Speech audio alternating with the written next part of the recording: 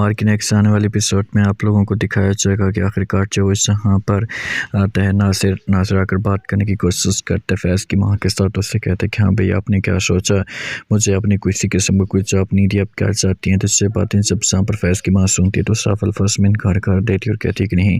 میرا پہلے بھی یہی جاب تھا اور میرا ابھی بھی یہی جاب ہے، میں کبھی بھی اپنے بیٹے کے ساتھ اب سے فراڈ نہیں کر سکتی، میں طلاق نہیں دلانا چاہتی حریم کو۔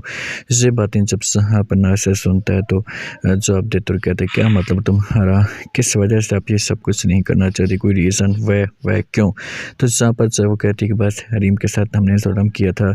حریم کو ہم نے اس جال میں پھنسانے کی کوشش کی تھی، اس میں حریم کا کوئی قصور نہیں ہے، اسی وجہ سے میں آپ کو روکنے کی کوشش کری ہوں۔ تو اس معاملے پہ جب وہ خاموش ہو جاتا ہے، بڑا پریشان ہو جاتا ہے، سمجھانے کی کوشش کرتا ہے اور کہتا ہے کہ آپ کی اپنی مرضی ہے، آپ جو کچھ بھی کہہ رہی ہیں کیا آپ ٹھیک کہہ رہی ہیں، یہ چیزیں آپ دیکھیں، اس کے بعد جو بڑا فیصلہ کریں، لیکن ایک بات کان کھول کر سن لیں، آپ کو میں اتنا بتا دوں کہ آپ جب وہ غلط کر رہی ہیں، اسی کے سے جب وہ آپ کا نقصان اپنا ہو سکتا ہے۔ فیض کی ماں کہتی ہے کہ جو نقصان ہوگا وہ میرے ساتھ ہوگا، جو بھی ہوگا وہ میرے ساتھ ہوگا، لیکن بس میں اب آپ کے سامنے ریکویسٹ کر رہی ہوں،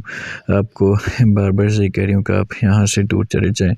اور ہمیں کسی قسم کا نقصان نہ دیں، کیونکہ میں اپنے بیٹے کو اب نقصان نہیں پہنچانا چاہتی، اپنی بیٹی کی زندگی برباد نہیں کرنا چاہتی۔ دوسری طرف آپ لوگوں کو یہ بھی انٹرسٹنگ اور کمال کا جو سین دیکھنے کو ملتا ہے، مدثر کی ماں آتی ہے حریم کے پاس آ کر اپنے پاس اسے بلاتے ہوئے کہتی کہ دیکھو بیٹا، میں آپ سے ایک بات کہنا چاہتی ہوں، آپ مجھ سے بہت ہی اچھا لگتے ہیں۔ یہ باتیں جب یہاں پر فوراً سنتی ہے حریم تو اس سے کہتی ہے کہ وہ باتیں ساری ٹھیک ہیں، لیکن